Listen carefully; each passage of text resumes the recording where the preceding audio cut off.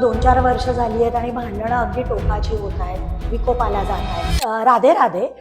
सध्या आपण बघतोय की नवरा बायकोचे 2-3 महिनेच लग्न झालेलं आहे आणि भांडणं होत आहेत किंवा इश्यूज वाढत आहेत किंवा 2-4 वर्ष झाली आहेत आणि फार वादविवाद वाढलेत आणि ते इतके टोकाला जातात की मग ते वेगळं वेगळं राहू म्हणतात किंवा डिव्होर्सपर्यंत त्याच्या केसेस जाऊ शकतात. तर एकदम टोकाची अशी निर्णय घेणं हे काही बरोबर नाहीये. आपल्याला आपल्या कुंडलीवरून याच्यावरचा मार्ग काढता येऊ शकतो. त्या कुंडलीमध्ये पराशरीने बघायचं झालं तर आपण सप्तम स्थान त्यासाठी बघतो. सप्तम स्थानामध्ये जर पापग्रह 2 पेक्षा जास्त असतील, म्हणजे शनी, मंगळ, राहू, केतू याच्यासारखे ग्रह जर सप्तम स्थानात असतील किंवा सप्तम स्थानात ग्रह नाही आहेत पण सप्तम स्थान पापकर्तरी योगामध्ये अडकलंय, सप्तमेश जर समजा 6, 8, 12 मध्ये गेलाय तर हे इश्यू वाढू शकतात किंवा असे इश्यूज येऊ शकतात.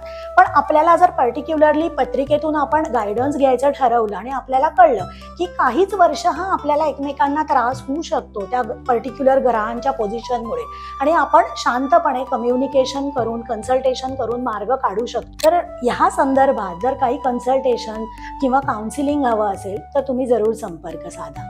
थँक्यू.